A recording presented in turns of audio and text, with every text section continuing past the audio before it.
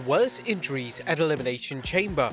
The Elimination Chamber has always been promoted as one of WWE's most dangerous matches, but as we're about to see, it can get even more dangerous outside it. Now you would think walking to the ring is safe, but that wasn't the case in 2010. That year's Elimination Chamber featured The Undertaker defending his World Heavyweight Championship in the Elimination Chamber. Announcers have talked about how The Undertaker has been to hell and back, but that night the Phenom walked through literal flames when a pyrotechnician didn't time things precisely, resulting in flames shooting up from underneath him. Although The Undertaker was able to douse the flames, he still suffered first and second degree burns, incredibly working what turned out to be a 30-minute match.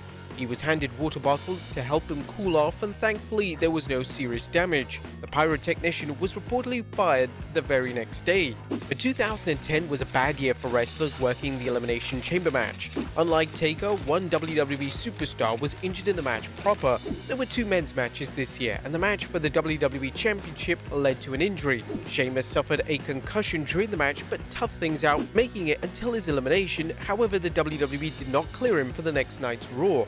While these injuries outside the chamber were serious, don't discount what happens inside, particularly in 2002 when the match debuted.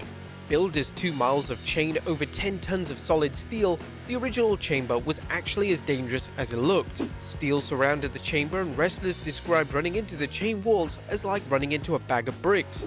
Just as bad, wrestlers didn't have the right space to perform aerial moves, which led to devastating injury to then World Heavyweight Champion Triple H. Rob Van Dam performed his 5-star frog splash off one of the chamber pods, but he couldn't stand up all the way, which hindered his jump. Consequently, he accidentally landed on Triple H's throat. Hunter's throat swelled up, making it difficult to breathe. It could have been much worse, as such an impact could have crushed Triple H's throat and ended his life. Still, the cerebral assassin couldn't talk either to tell the referee he was going to continue the match or to call the match when it came down to him and Shawn Michaels. Michaels, who had only wrestled one match since a 5-year absence, helped Triple H make the most of things, and they finished the match. Thankfully, he was only hospitalized overnight for monitoring and then quickly recovered. As for RVD, no one blamed him, particularly the game, who was well aware of the dangers of high-risk moves. In another case, a wrestler took what looked like a career-ending bump, yet shrugged it off. Madcap Moss battled Drew McIntyre at 2022's Elimination Chamber event in a Falls Count Anywhere match. During the bout, Madcap took a reverse Alabama slam from McIntyre and landed directly on his head. McIntyre wasn't to blame, and astonishingly, Moss was able to return to action immediately.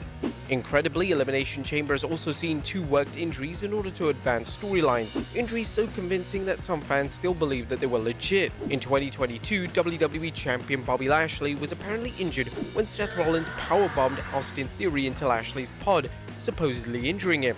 Medical personnel took Lashley out, and he was reportedly put into concussion protocol, which immediately took him out of the match and guaranteed there would be a new champion. In reality, Lashley had suffered a shoulder injury and was written off TV with the pod injury. The very next year, the WWE used a kayfabe injury to set up an angle. You may have heard that Montez Ford was injured at 2023's Elimination Chamber after taking a curb stomp. Medical officials tended to Ford, and as they took him out of the match, Logan Paul entered, costing Seth Rollins his chance at defeating Austin Theory. This set up Paul vs. Rollins match at Elimination Chamber.